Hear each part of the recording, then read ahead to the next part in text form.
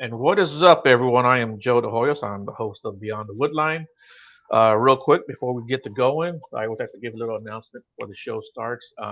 Some of you may or may not know I am part of the Jevning Research Group, which is headed by Will Jevning. It's a Bigfoot research group. We've got teams in Tennessee, Oklahoma, Ohio, Michigan, Florida, California, New York, Maryland, and of course here in Texas. If anyone's interested in joining the team, let me know. We're always looking for people to help. You guys can help out in many ways. You don't have to get out into the field. You can do some research online. You can find witnesses for us. Um, find the history of some places really too. That helps out a lot too. So if you guys are interested, man, hit me up. Let me know. I'm sure you guys can help, and we'd be happy to have it. And we also have like forms that witnesses can fill out. We have um, a form also that we can fill out for teams and give out basic information, just like email or what have you. Not nothing too personal. And with all that being said, I've got with me tonight a group of fellas and a gal, Transcends Paranormal and the Ghost Finders. How you guys doing today? Pretty good. How about you? Doing great, man. I'm glad you guys Hey, were able to join. And I know me and Steve have been communicating back and forth on Messenger, so I'm glad we made this all happen. And there goes Hannah now. Now we can see her. Cool beans. So real quick, man, let's kind of go around the table. We'll start with Steve. What got you into the paranormal, man? so for me, it was kind of young childhood. Um, moved to Virginia very young, and ended up moving into a house that was active. Lived there for 2 years, and it was pretty active almost the entire time. Um, in a somewhat negative aspect. Sorry. Um, Ended up finally moving, but kind of got me into questioning. This is my son, very very angry, uh, and so it kind of got me into questioning like what's going on and why and all that sort of stuff. And so I wanted to help people, and that's kind of what drove me into the field is my desire to help people. Well, cool, man. What about you, Hannah? What got you involved? I guess way back when I was a kid, a lot of weird, unexplained things would happen. I saw a lot of shadow figures, a lot of things would move on their own. I kept having unexplained experiences, and as I grew up and I did more research and I watched a lot of TV shows, it really got me into figuring out like why is this happening? Why is it happening to me? And kind of just collecting experiences of other people as well. What about you, Mr. Chris? So for me, it almost the same lines as Hannah. I watched the TV shows.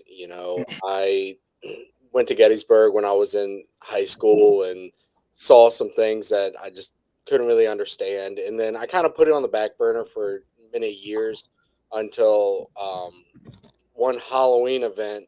I I was doing it for an old podcast that I had, and something just sparked, and I was like, yeah, let me do this again. And then from there, I kind of fell into Transcend, and you know, here I am now. That's cool. That's cool. And Alan, what about you? What got you into the paranormal field? Kind of like Hannah and Steve. Ever since I was a small child, I've always seen shadow people up until till now. And the biggest thing is, I wanted to find some answers. I didn't really care, what they were, but just so I could kind of figure out, what I was experiencing, and if it wasn't, you know how it is growing up in a Bible Belt. You don't talk about those things. So I couldn't really find anywhere to basically an avenue for me to find this. So I had to go out on my own, and then I finally found like individuals like these guys here that it's a passion of all of ours, and it was it's all a culmination of everybody trying to find out something.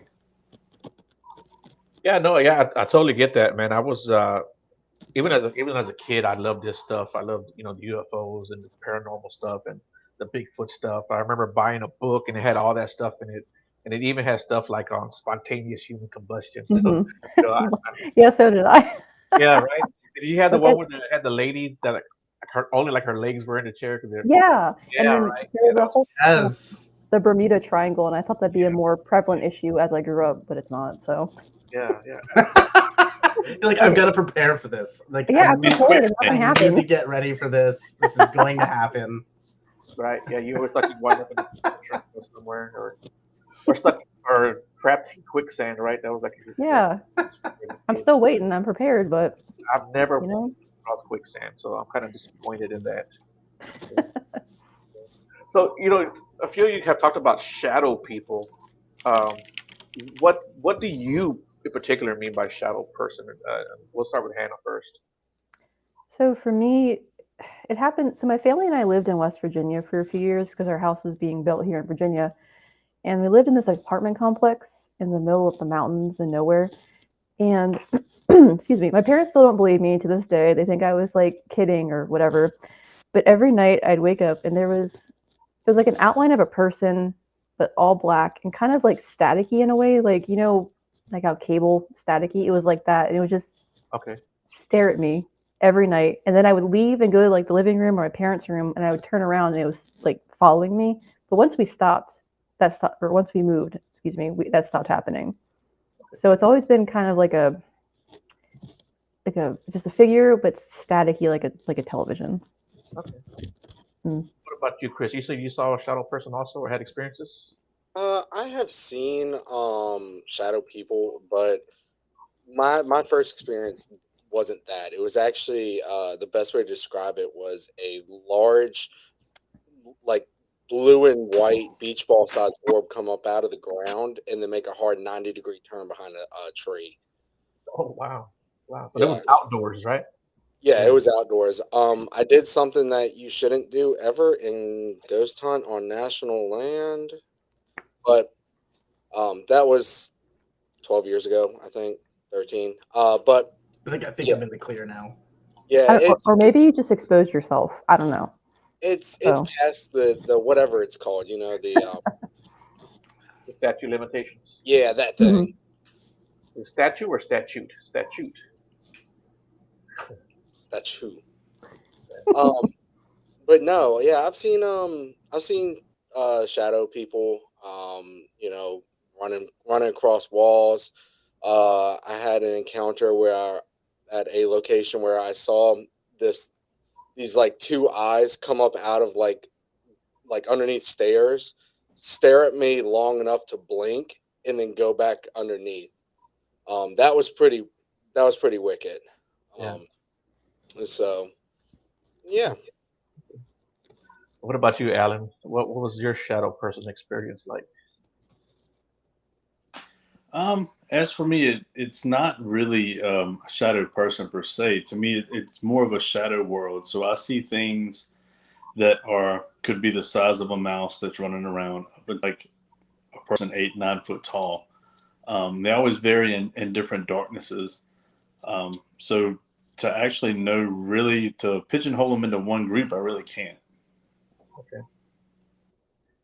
I lived in a house that had a lot of activity, and one night I woke up and there was this dark figure standing next to my bed, and it scared the hell out of me because it was like 2 or 3 o'clock in the morning, and I wake up and see this thing standing there, and I knew it was not like a person, and I got scared and I threw a kick at it. I was laid in bed, but it wasn't trying to scare me as much as I scared myself. Yeah, that's the only shadow being, I guess you could say, that I ever saw. I'd like to make What about you? I'd like to make a What was petition that? that we start Alan's Shadow World, like as an amusement park. It's nothing but Alan's nightmares. Right? Here you go. Yeah, we can have like a little boat and ride through a tunnel. Yeah, God. exactly. 9 Alan's foot tall nightmares shadow of figures. love. I think it should be like a traveling show. Like we set it up in the back of a trailer, and then you can pull it up, and then you just kind of open the back up, and then you can walk in. Alan's wearing a top hat. Like nothing else. Nothing else. Jeez, hey, come on now. This ain't that kind of. I didn't say a This ain't that freak kind of show. You have to Yeah. specify. That's something. That's on Well, my it could page. be a healthy mix of.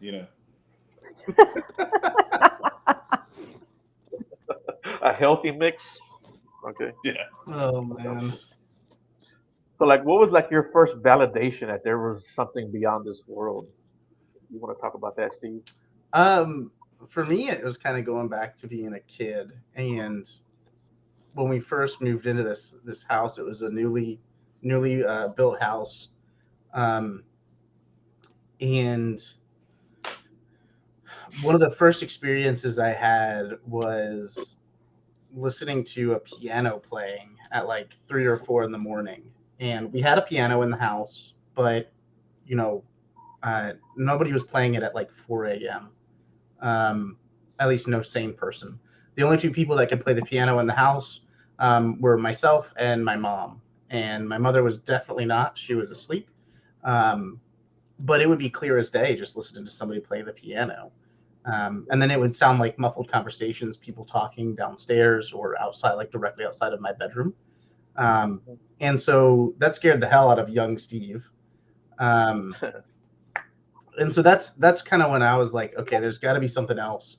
I just don't know what that is, and especially why it's affecting or impacting me, of all people. Like, why is this happening to me as opposed to somebody else? Um, so that it was weird, but kind of got me thinking and got me into the weird lifestyle that I'm in now. Yeah, that's what I call it. It's a weird lifestyle, crazy lifestyle. What about you, Hannah? What was like your first validation? I think when it happened to somebody else at the same time. So I think I was 14 or 15. I was at my cousin's house, and it was during the summer. Her parents were at work, and her and I were about to go out and I don't know, go shopping or something. So it's early in the morning, and she goes outside to read while I go upstairs and take a shower.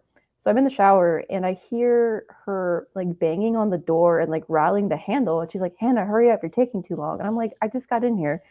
So after about 5 minutes of that, I got out and I got dressed and went downstairs, and she was sitting in the kitchen. And I was like, "Hey, why are you banging on the door like that?" And she was like, "What are you talking about?" So we went back and forth for a bit. And back then, I guess it's more common now to have cameras on the outside of her house, but her parents did back then. So she showed me her going outside at the timestamp that I went upstairs, and she was outside the entire time. So in that room specifically, it's a guest bedroom with a bathroom. When people would sleep over, or I guess it happened to multiple people, they'd wake up and kind of hear like a woman talking and like chalkboard writing and like children laughing. So we dubbed it the teacher. So that scared the crap out of me. I was naked and afraid because it knew my name. It was trying to open the door.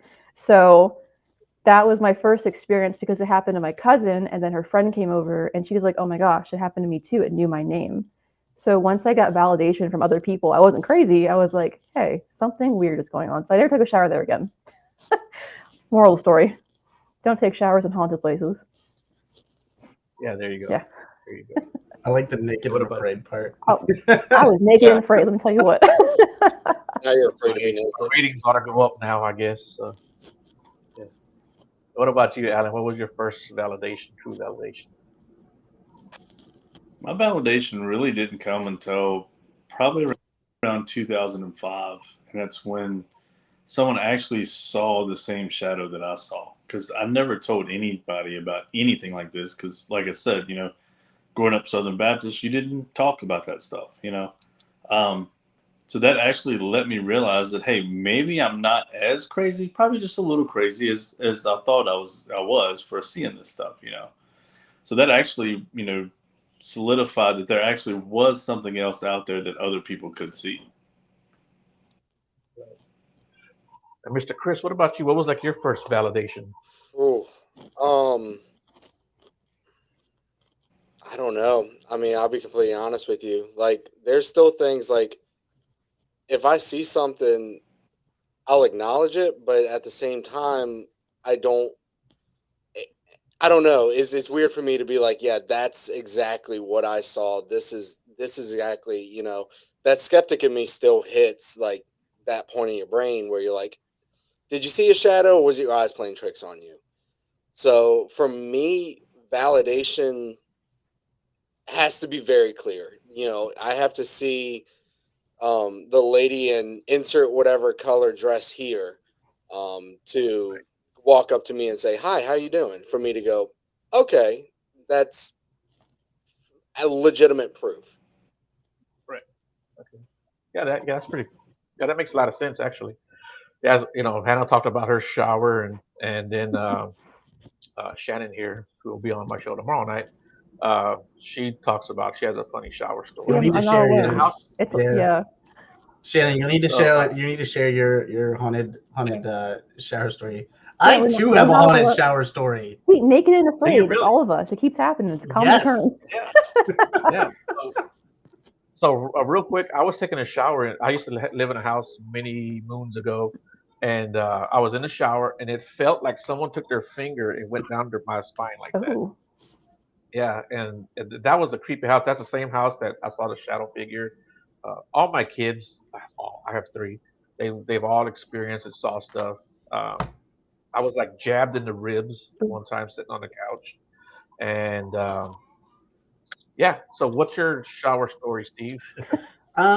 So let's talk about Steve's shower. No, I didn't know it was gonna be so that kind of podcast tonight. yeah. Yeah, no, I need to. Well, I mean, Uh, Alan was talking about if you should wear a shirt or not to the podcast. So That maybe is it's true. appropriate now, Alan. You just go ahead and take it off. Um, he's gonna get a couple beers in, and then he will. He puts on his top hat. Yeah. So mine was at the same house where I was growing up, and I was taking a shower in my parents' bathroom, master bath. It had a walk-in shower, and I was like, of course I'm going to use that shower as opposed to like the curtain one, like go big or go home. So I was in there. It was I was taking a shower. It was one of those. It was the glass pane that it's not fogged up, but the way that the glass solidifies, it's kind of like so it looks all warped. I don't know the term for that. But you can see out of it. It's just you can't really make out figures very well. Right. And so I was taking a shower, and I noticed there was this big, like blue. I think it was blue orb that was floating. Ronnie says my Yeah, I camping just star saw stepped out of the shower and see myself. Mirror. so I stepped out of the shower. I was in the shower, and I see this big blue light, right? And so I open the door because I'm like, what the heck is that? And I swing the door open, and this giant, or it was like the size of a basketball, was just floating in the middle of the doorway to the bathroom. And so baby Steve starts screaming, right? Because I'm like, I don't know what to do. And at this point, I'm like, naked and afraid. I'm naked and afraid. I am Yeah. Hannah at this moment. I'm Hannah. And, it's like giant blue orb has blocked my doorway, like it has blocked the only exit. So I don't know, like I have nowhere to go. So step 2 is scream. And so my parents start, running up the steps. Right before they bust into the master bedroom, the orb flies out of the bathroom and directly into their walk-in closet. It was like right to the right. And so they come in, they're like, what's wrong? And I'm like, I just saw something, and whatever. And I'm like, it's in the closet. And my dad's like, well, I'm going in there. And I'm like, don't go in there, you're gonna die. Spoiler alert, he didn't die, he's still fine. But like he walked in there, didn't find anything, and of course I was like, I'm not going in that closet. But it scared the hell out of me. Like that was very unexpected. I was just taking a shower, it wasn't like I was just planning to be naked, not naked and afraid. To Hannah's point, It happens when you least expect it. yeah. So what do you guys think about orbs? There's so much diversity in the orb paranormal world, right? So what do you guys think about that? And Chris, if you want to answer that. Ring doorbell orbs are not real. I'm gonna be the first one to say it. Yeah. I'm sorry. I am very sorry for everyone that has a ring doorbell orb. It's dust. It's a bug. It's a spider web. And I'm gonna pop another bubble. If you're in a dusty location and you're taking pictures and you see little orbs in your pictures, it's dust because you've been tramping around. You've kicked that dust up, and it's gonna reflect off of your flash. And I'm probably gonna get people with pitchforks and torches towards my house, but I will die on that hill. I'm sorry. Yeah, send all your hate mail to Beyond I mean, it's Well, I think orbs are real. I've never experienced one, but I think that some are legit and some aren't. You Yeah. know, and it's what you say. Especially with some people that go even like in a misty area. The mist can reflect, right? Yeah, that's what I think. Mhm. I And I think the mean biggest that's thing is you need to know your lighting and your environment. Like to Chris's point, those cameras, like the Ring cameras, especially when you see footage from that sort of stuff, it's always at night, right? And so you're typically seeing something that's using infrared lighting, and infrared lighting is not as strong as visible light, so you have to have multiple LED infrared lights to kind of compensate, right? And so when you have something that's really close to the camera, like a fly or a spider that's crawling along it, or a piece of dust or lint or whatever's floating in the air, um, it will reflect, right? It'll reflect back, and then you'll see that pulsating, and that's because it's just hitting the different infrared LEDs as it's floating by the camera, or it's just so close up that it's just this big, uh, unidentifiable object that is probably just like a spider crawling over the camera. Um, I've seen stuff that I can't explain orb wise on camera, like a video, like a camcorder. But I've also seen where people take pictures and they've been walking around, you know, just any abandoned building, right? And then they turned around and like I feel like there was something behind me, so I turned around and I took a flash picture, and then lo and behold, there's like 1,000 orbs, right? Like that is the dust that you have kicked up behind you as you walked through that environment. That's the airflow that you've created because it was settled, and now you've created a flow of air, so everything's kicking up. So it's creating, you're creating that effect. So like you have to compensate for all that. You have to make sure that you need to know what your environment is. You need to know what could be impacting it, and you need to rule all those things out before you can say undeniably I have an orb that is of unknown origin. For me personally, and but that's for everything. And I'm not saying orbs aren't real. Like I said, my first experience was with an orb, just like a beach ball sized orb. But yeah, going off of the ring doorbells and cameras in dusty locations, it's hard to prove it. Mm, Right. yeah. Yeah. I had a cousin. She sent me some video. She's like, "Man, me and my girls are freaking out. We saw this orb in the backyard, about the size of a beach ball. Right?" She sent me the video. You can see this damn thing going across the screen, right?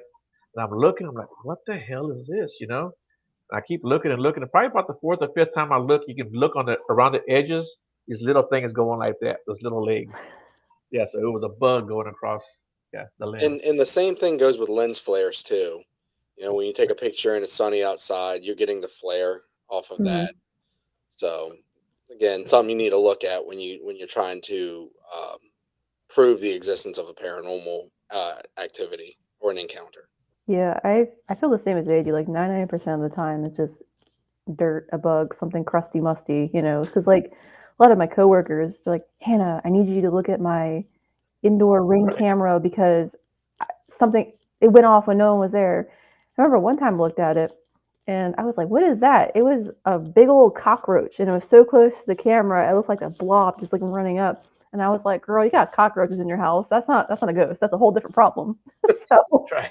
Yeah, you need to be not a paranormal investigator. yeah, you need another kind of investigator, perhaps an exterminator.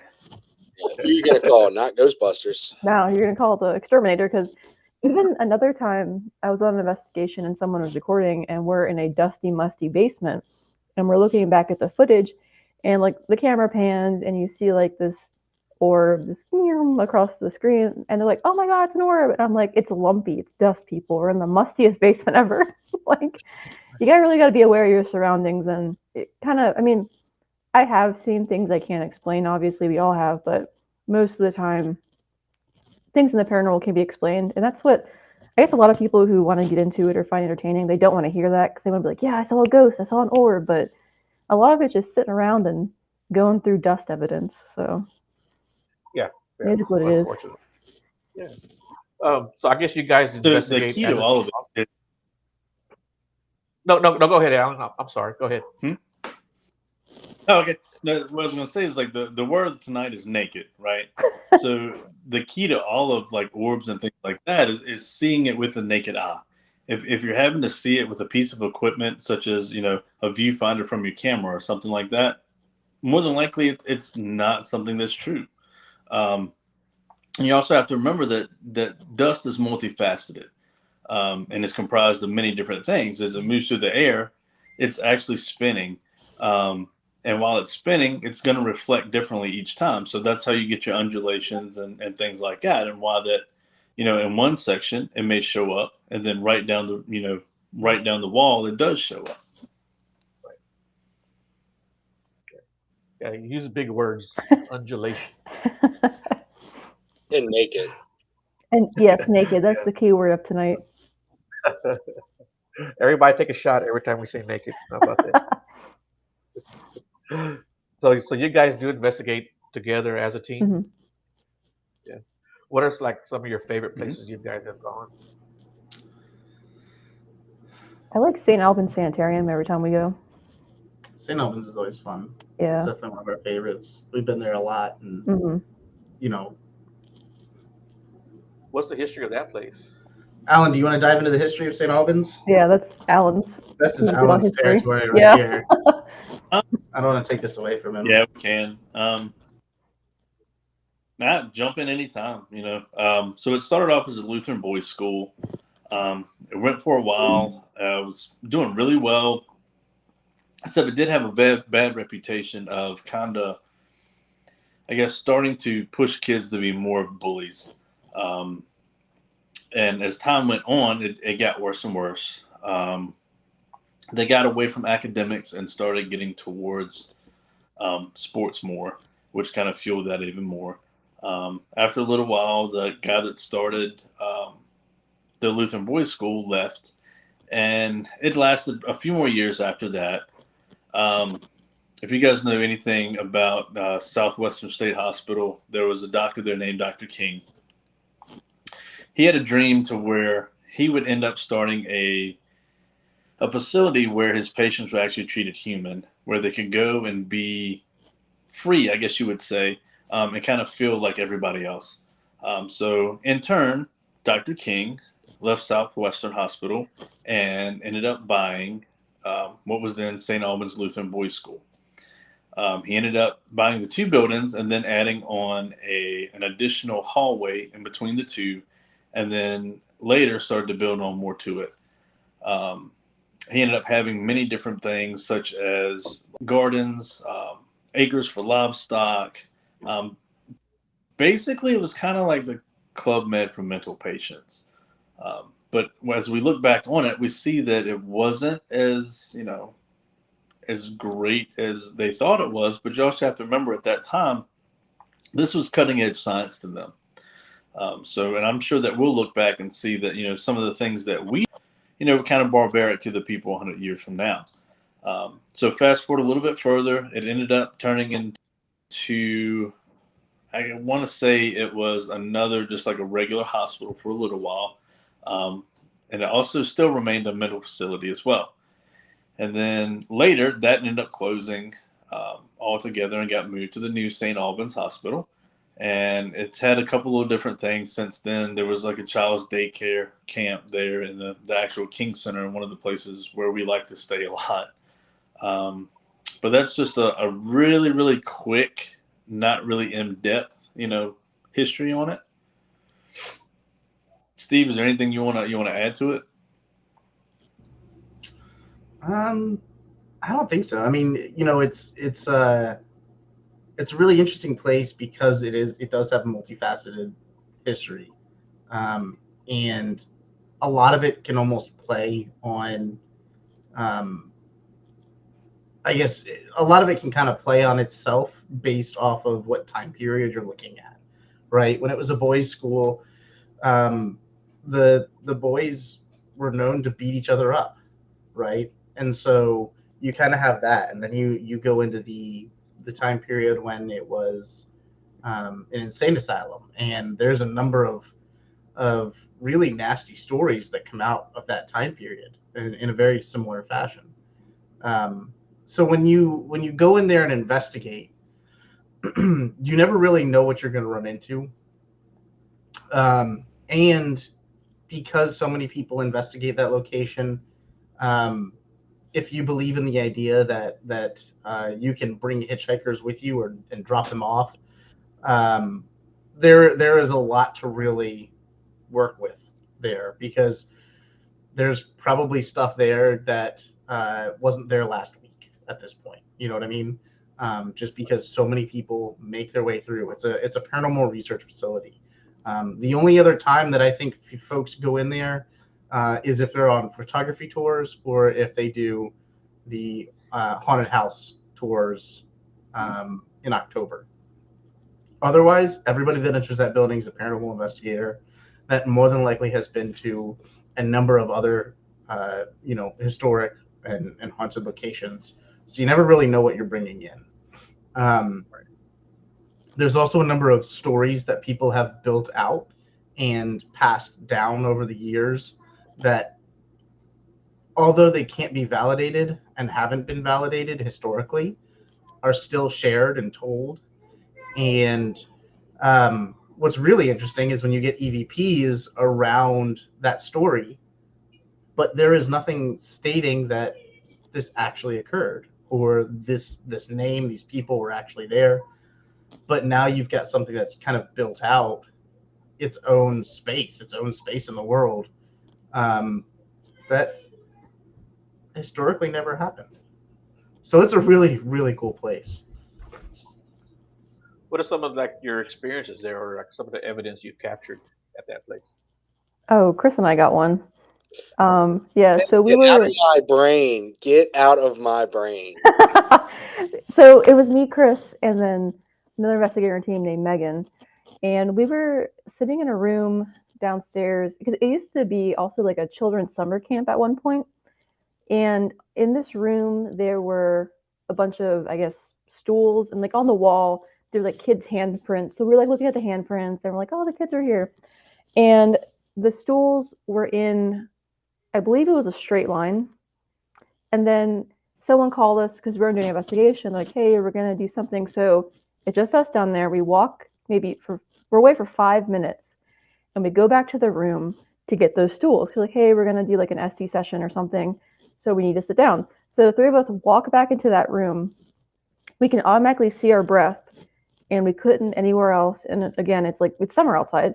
And the chairs then moved into a triangle. And I started recording when we were looking at that. So I got Chris's breath on camera. And I was recording before that too. So I had video that the chairs were straight and now they're in a triangle. But then I went back to watch it and my phone crashed.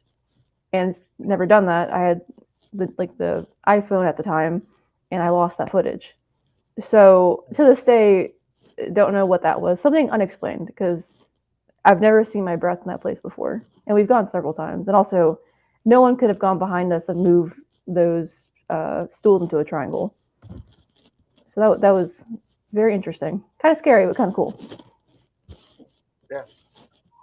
What about you, Steve? You got any good evidence from over there? I think one of my favorites is an EVP that we recorded. Actually, it's 3 different EVPs that were recorded within the span of like 5 minutes. The first was at the grand staircase. We recorded the sound of a female singing, and we're actually just taking a tour. Like we were just walking through, getting the lay of the land kind of deal. And we listened to this woman singing in the background right as we're like walking up the grand staircase, and that was really cool because it was not expected. None of us were singing. Have not been able to piece the lyrics together as to what that song is, but it's like whoever it is carries a pretty solid melody.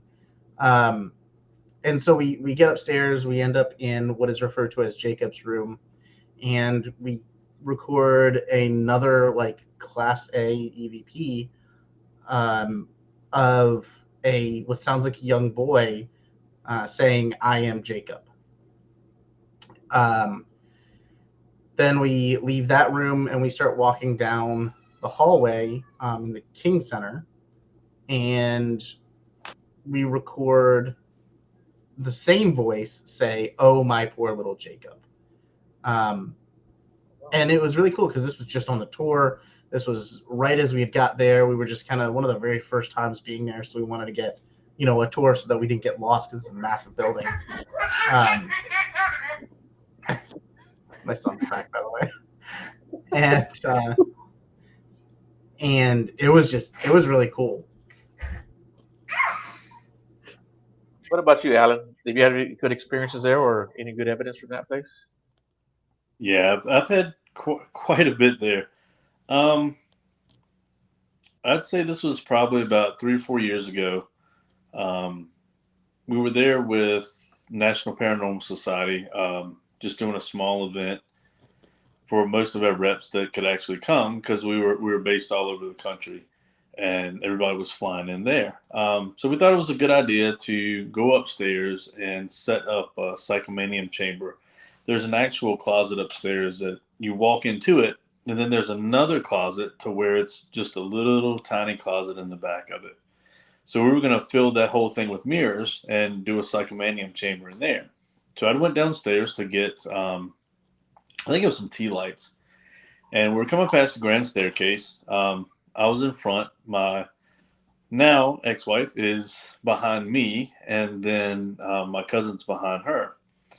And we're walking through, and there's a stairwell that goes downstairs that is called, basically we just call it the stairway to the safe room because it's an old safe that's down there. I had my headlights sitting off a little bit to the side of it so that, I didn't really screw up my vision, So we're walking through, and out of the corner of my eye, once we hit there, I catch what seems to be a person standing there. So I stop, I turn to the left, and standing on the steps, probably about 5 steps down, there's this being there that has the face of a pig and is in kind of like a black outfit where you could see the inside was kind of like red on the inside of like a red satin lining. But the face itself wasn't just a regular pig. It's like it's been sitting on a spit for hours. So it's got that kind of red, dark, really, really dried out look to it. Our eyes met, and I'm sure I was just as surprised as this thing looked to me because it had this look on its face like you can see me. And the next thing I know, it turns and just darts down the steps. Not just a regular like running down the steps. It was more like kind of like watching Scooby-Doo when you see like the little like triangle line that darts down behind them. It was like that. And just a few seconds later, like just a little bit right after it happened, my cousin's like, "Hey, what is that?" And I was like, "Oh God, did you see it?" He's like, "No, but I sure did hear it. What was it?" And I kind of just pushed it off. I was like, "Oh, nothing." So we get upstairs and we get to talking. The guys and girls split up. They all go different ways because the chamber is not going to happen right now. So we get to talking and we're like, "Hey, let's go downstairs, see if we can find it." Okay. So we go downstairs. We don't see anything. We've searched the whole basement area. We're coming back up the steps. One of my friends, Trey, he's probably 6'6", 6'7". He's around, at that point, he's probably about 320 pounds. In between me and my cousin is in the back, Daryl. He's, I don't know, roughly around probably 280, 290, something like that.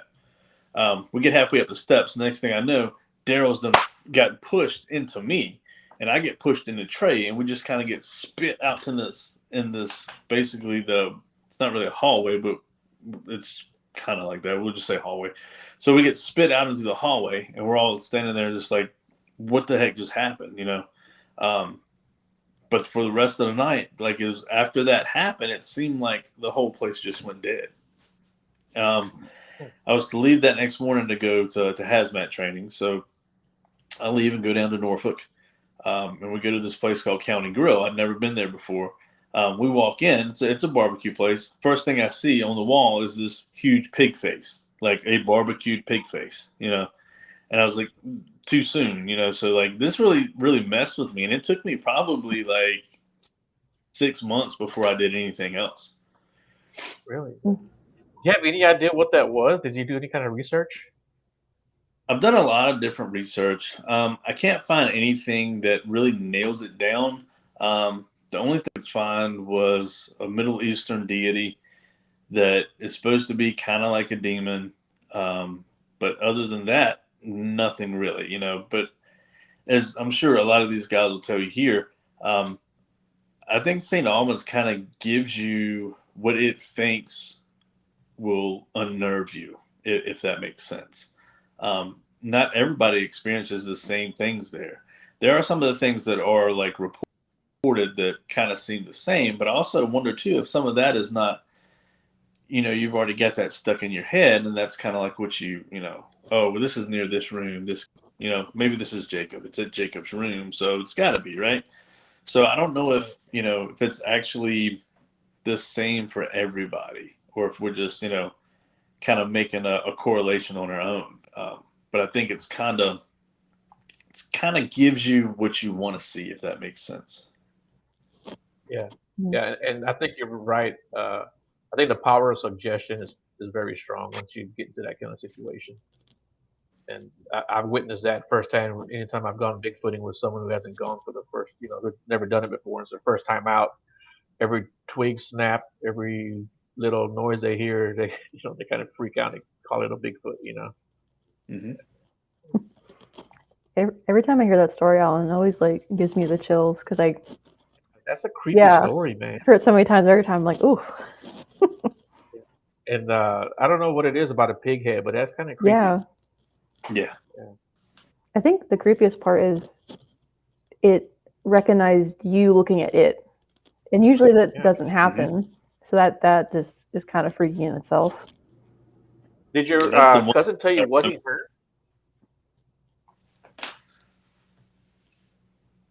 Did your cousin ever tell you what was it he heard?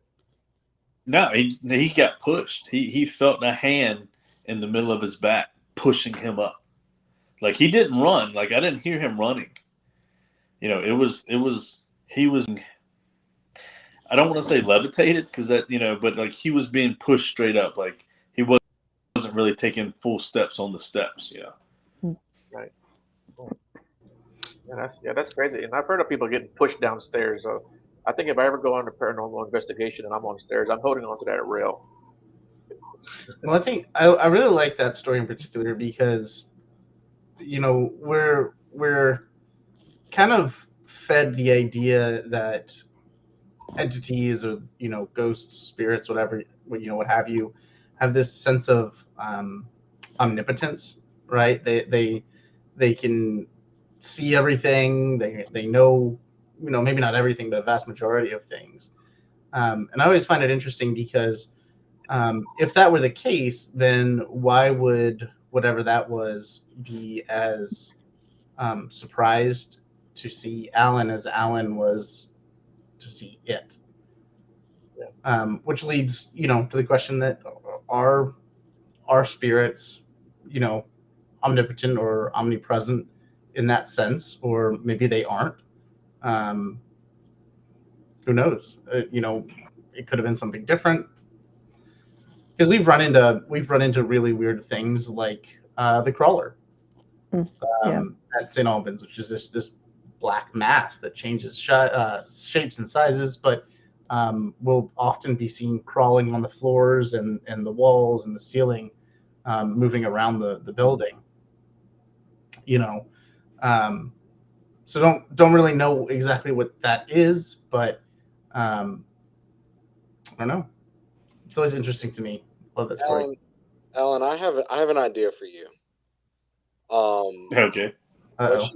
What you need to, and this is being all seriousness, okay? This is science, Chris, coming out. What you need to do is on the same day, at the same time, change roles.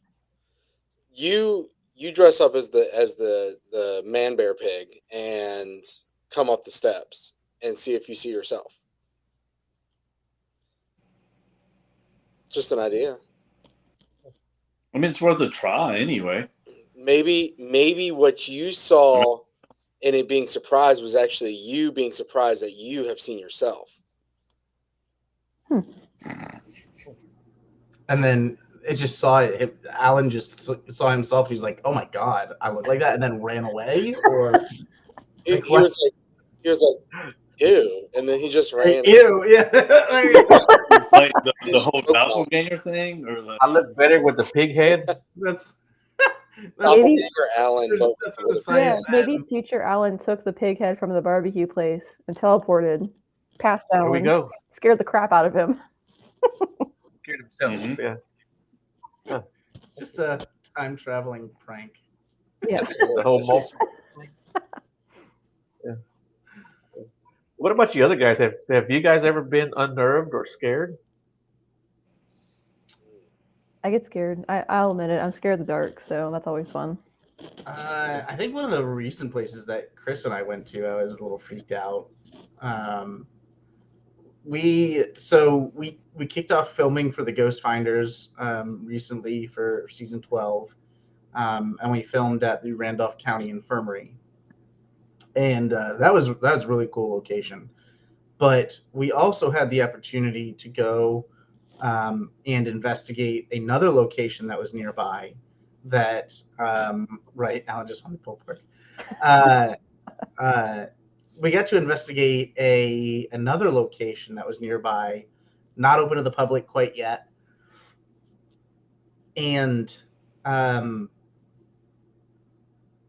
we found out that this location, without naming any names, was home to a fairly known would it be a mass murderer, Chris, in this aspect? He's a leader of something.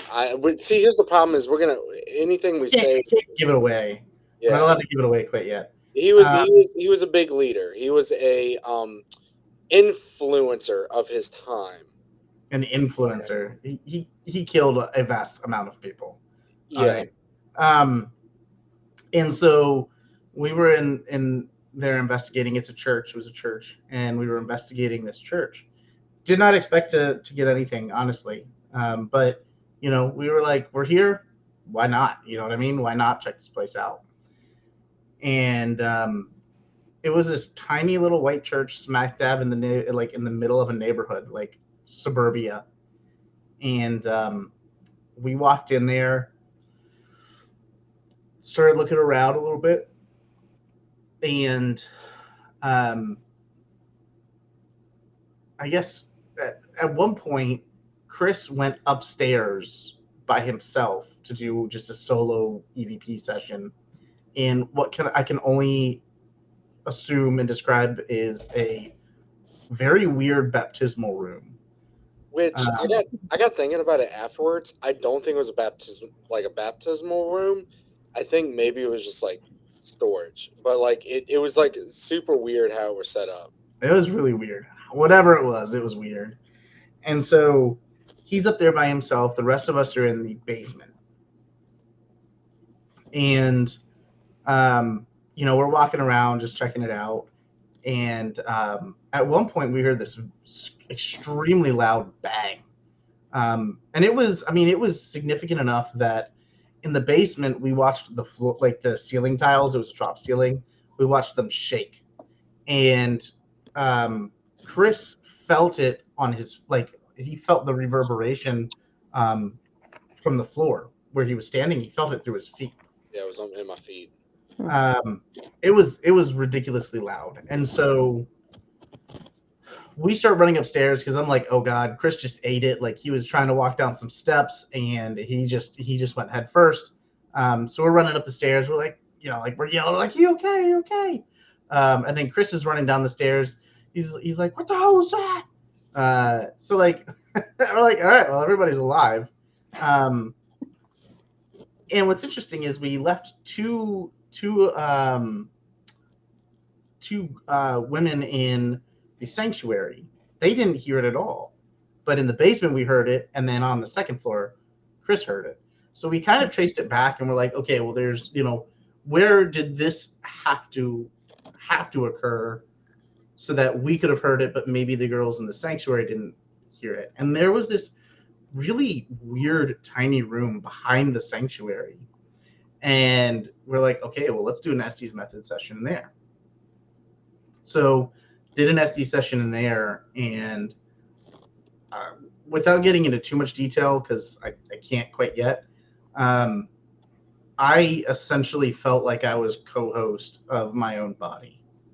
I felt like I was sitting there and sharing the mic, and the mic was my voice, like my mouth, because some of the things that I was saying was aligning way too seriously with what was going on with Chris and with the other folks in the room, to the point that they were starting to feel pain in their chests, and their chests tightening up. And I was like, do you feel that? Do you like that? Chris ended up getting a little bit of vertigo, I believe, and he ended up falling because of this. I mean, it was really weird. We had Patty Negri with us. She ended up doing a big cleansing for everybody afterwards. But like it was odd. Like was it a week or two later, we were doing another investigation. And like I was kind of afraid to do an Estes method at that point, because I'm like, I don't want this same thing to happen to me again. Like that was just too weird. Yeah, the weirdest part for me, like going back. So the coolest part first was that Steve got it on his camera, the bang on his camera, and I got it on mine. So we have two pieces of evidence proven on both cameras. But the weirdest part was that whole Estes, it was like super dark and just like wasn't right. And then I didn't feel good. So I left and sat in the sanctuary, and a bunch of other people came in, and Steve did another Estes. And when they were in there, it was lighter, kind of your typical Estes, and you're feeling good. And then I walk back in there into the room, and mind you, Steve can't see me, he can't hear me. He immediately goes, "Welcome back, Chris." And then from there, it goes back down into just this dark, just anger, just mean setup, and it was pretty wicked. And afterwards, we were all talking about it in the sanctuary, and one of the people notices Steve standing in like a threshold of a doorway, and they're like, "Steve, you okay? You're all right?" And he just walks in like in a trance. So everyone beelines to him, and like a true friend, I beeline for the camera. So I grab the camera, and like Blair Witch Project, I'm shoving through people, and I get up in his face, and I'm like, "Steve, how you feeling? What's going on? How you feeling?" And he's I got like boogers just coming down. Turns out he was naked and afraid. He turns and looks at me, and like there's no coloration in his eyes. It's just all black. And he's like, "Do you feel that? Do you feel that?" And then I'm like, "No, what do you feel? What do you feel?" He's like, he just keeps repeating it, and then wanders out of there. And then next thing I know, he's wandering to the steps, and he's going up the steps to the attic where I was, and he doesn't remember a single thing of ever going up into the attic itself. Because I remember Chris and I were driving back home, and I was kind of like, we were talking about that, and I'm like, yeah, I remember going to this room, and then I remember standing at the podium, Mm-hmm. the podium maybe, And I was like, and then we left, and he's like, no, bro. It's like there's a whole other section of this story that you completely just skipped over. And like I just completely blanked on like going like up the stairs and talking about that. Like I don't know. It was weird. It was a really weird experience. It was an odd one. What do you guys do like to protect yourselves, whether going in or leaving a place? Who's in charge of that? Are you in charge of your own self, or do you do it as a team? So, Go ahead, Hannah. oh yeah, I was gonna say we do it ourselves, but also as a team. I know someone in our group we're practicing witches, so we usually do like a cleansing after. Personally, I carry different stones and herbs with me, and I know we always cleanse ourselves after, whether it be with like a selenite stick or some sort of like bundle. So I mean, we do it ourselves, but we always gotta watch each other's backs. You know, we can't be naked and afraid. We have to be naked and powerful. Yeah. What do you guys have coming up? You guys have any investigations coming up? Do you guys do paracons at all? We do. We're busy. We were actually supposed to be at Fairy Plantation Paracon this past weekend, but of course I got sick, so I got to sit at home for that one. Let's see. Chris and I are actually heading out to film the next episode for the Ghost Finders this coming weekend. So we're going to be hitting the road. Paranormal Highway. Chris's favorite term. We're going to be helping co-host an event at St. Albans Sanatorium coming up in June. What else? We are going to be July 14th through the 16th. We'll be at the Gettysburg Battlefield Bash. So we'll be there representing Transcend. And then Dan, Klaus, and I will be repping the Ghost Finders. I'll be speaking, I think, on Friday for that. And then Hannah's going to give us coins so that we can go play the Fun Chicken game. Yeah. There's this really cool game there called the Fun Chicken, and we never get to play it. So this year we're going to play it. And then we'll be at the Strasburg Paravation in Strasburg, Virginia, June 9th through the 11th. July 22nd, I believe we have a Hanover Tavern public investigation. We have things kind of scattered all throughout the summer, and then once it hits the fall, it's pretty much go time for us. Like mid-September, we're typically busy until mid-November. So it's kind of like a 2-month run of just crazy at that point. And we typically do a couple small Christmassy ones in like December. Mm-hmm. And then we take a break. And then we have the, what is it? The Paranormal Gathering of the Juggalos, right? The Pair Gathering. The Pair Gathering. And then we have the Hanover Tavern Paracon. That'll be coming up in January. So we'll be hosting that. So we stay busy. Yeah, and kind of, I see Donnie's comment, know your team well. So we also kind of, I guess, know how each other reacts in a situation. Like we can tell if something, like how Chris was talking about Steve, color was drained from his face, his eyes had no color. Like we know how everyone reacts. So if something like that's happening, we'll try to like get them out of the room, cleanse them, that kind of thing. So yeah, safety first. We've all been working together for quite some time. And we also do a lot of team building in the sense that we're all friends, we're all family. We hang out with each other outside of the paranormal. He forces us to hang out with him. Yep. I sometimes have to pay them.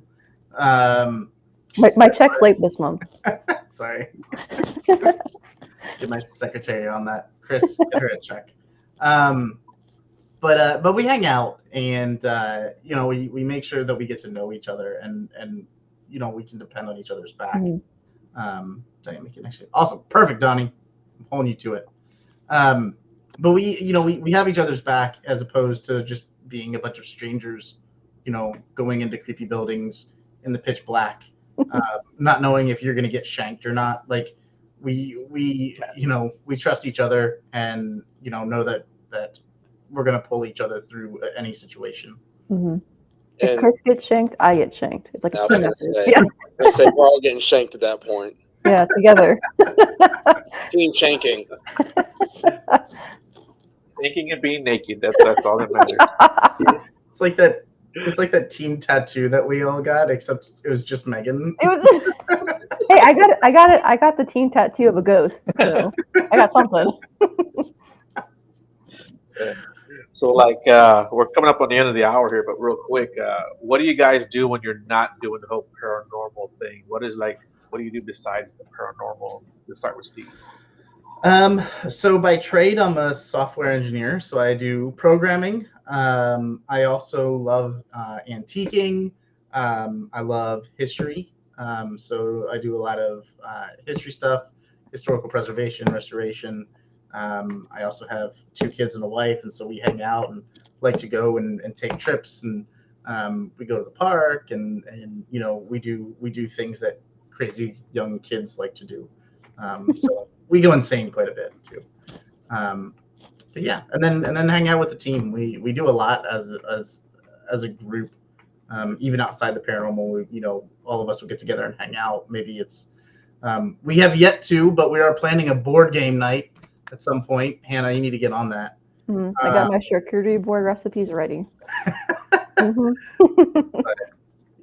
What about you, Anna? What do you do when you're not doing this crazy stuff? Sleep. Yeah, sleep. I'm my nickname is Grandma. I sleep a lot. I enjoy my sleep. But besides Transcend, me and another friend of mine, we do our own paranormal podcast called Ghouls Trip. It's a girls trip for the paranormal. But besides that, for work, I'm a logistics analyst. How exciting. I like to read. I usually frequent a lot of bookstores. I try to read a book a week.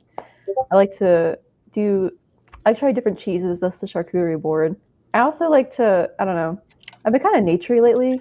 Chris took me fishing for the first time, and I really enjoyed that. So I'm trying to like do more nature stuff. I saw that that was- big fish that you caught. Thank you. It was my Was that- first fish. Was that up at on 301, Chris? Yeah, it was at the Hanover Courthouse Park. I was proud of Hannah though. She actually touched a worm. I did. I touched multiple worms. I was so proud. I told her that I'll show her how to hook a worm once, but I'm not doing it again. And then I did it, caught a fish, and that was the day. But yeah, Thanks, Thank you. Dad. It was a proud father-son moment. Like I was like, I made you proud, Dad. I did have a proud dad moment. I was like, a little boy's grown up. But yeah, I mean, other than paranormal, I'm an avid reader. I like to cook. I like to sleep. I like to do things with my friends, and also I'm a big tattoo person, so I'm usually getting a new tattoo somewhere. What about you, Chris? What are you doing on your spare time besides teaching That's- how to fish? That's the real question: is what spare time? You're going back to school. Yeah, I was gonna say right now. So probably back in like February or March, I got let go of my job, and after 10 years of being a mechanic, finally decided to say screw it. I'm gonna go back to school and do something less strenuous on my body. So I'm in school right now for cybersecurity. Hell yeah. And I also cook up at the Hanover Tavern. So that's kind of my life right now. And then every now and again, I'll be able to sprinkle in a little bit of fishing, or honestly, it's all paranormal. Creeping out people at Starbucks. Yeah. Oh my gosh. Yes. I didn't do anything. I was just existing. And this older lady story time. This older lady behind the counter at Starbucks got offended because I walked up and I asked for I said I wanted a grande dirty chai latte and I wanted a venti white chocolate frap, right? Dude said, "Hey, cool shirt." I said, "Thanks." She didn't like it. The shirt had it was Bloody Mary on it and stuff. And she was like, "Well, I don't like it." And I'm like, "Wow, thank you, and I'm sorry." And she's like, "Well, all I can think of is, well, what would my granddaughter think of this?" And I said, "Probably think it's cool." And she looks at me and she goes, "Well, my granddaughter's 3." And I said, "Well, I know a 2-year-old that runs up to me all the time and has no idea and does not care what's on my shirt." And I didn't even start it. I didn't. I was just existing. I just wanted my venti white chocolate frap and my dirty chai latte. I'm more offended at that than I am the shirt, to be honest with you. Yeah, I'm offended at that dirty chai latte. That's pretty gross. Listen, a girl's got to Regular get what her coffee. needs. Hmm. Yeah. What about you, Alan? What are you doing when you're not doing this paranormal stuff? I am a professional firefighter with the city of Lynchburg. I spend a lot of time in the gym and doing artwork. That's and spending time with my fiance. That's about it. That's pretty cool. Hey, man, thank you for your service, man. I appreciate that. You're a firefighter. That's pretty cool. Thank you. And yeah, and what about how can people contact you guys? You guys have channels and pages and podcasts. Talk about all that. Yeah, so if you want to reach out to us, all of us here, we're Transcend Paranormal. So you can find us transcendparanormal.com or on Facebook, Instagram, or whatever the other one is. At Transcend Paranormal. Facebook and Instagram right now. I don't think Twitter exists anymore. Oh, does it? Okay, whatever. So you can find us on the old people Twitter, which is Facebook, at Transcend Paranormal. And if you want to watch any of the Ghost Finders, you'll see me on there. Chris is actually one of our crew members, and sometimes appears on screen. And so you can find us at the Ghost Finders again on Facebook, and on just ghostfinders.com or theghostfinders.com. You can find us on Paraflix and the Spirit Channel on Roku. And I believe we are in works to get back onto and get all of like updated seasons and all that sort of stuff onto Amazon Prime soon. Because there's like some older seasons, and then long story with Amazon Prime and not wanting to work with small film distributors. We want to work with big ones. So there's a bunch of loopholes, but yeah, so that's how you can get in contact with us. Yeah. And Hannah, you had one too, right? Yeah, so I have a podcast with my best friend called Ghouls Trip. It's a girls trip for the paranormal, most of it. We just take our own little girls trip around the world, and we talk about paranormal things, creepy things, cryptids. We debunk a lot of stuff, and we just blab a lot about Zach Bagans. You can find us Ghouls Trip on Facebook, Instagram, Twitter, and all major podcast platforms. And we hate Zach Bagans, so don't worry. We're talking smack. Talk smack. Talking smack. I say that with my autographed Zach Bagans poster, but whatever. Hey, but you got a better autograph picture. I do. Chris got me an autograph picture. Actually, it was a Secret Santa, and I got Chris's, and it's a beautiful 3 photos of Chris. It's signed by him. It's actually in my living room. I put it by my desk to motivate me every day to wake up. To do my best. Picture. It is. Chris, you have a podcast. You want to drop it? Yeah, right now though it's pretty stagnant, pretty hiatus at the moment. But it is Campfire Chronicles. You can find it on all your streaming platforms. Instagram is Campfire Chronicles PC. I have a separate Instagram for just paranormal adventuring, so it's like para.chrisv. On there, you can find the link tree that will have all the podcast on it. It'll have Facebook on it.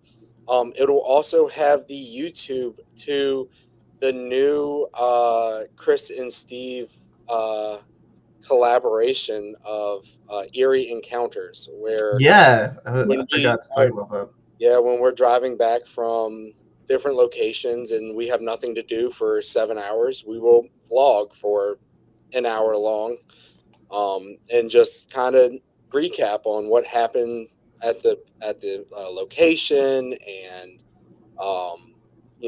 what kind of adventure we went on, and all the bad cringy dad jokes you can ever want, and much more.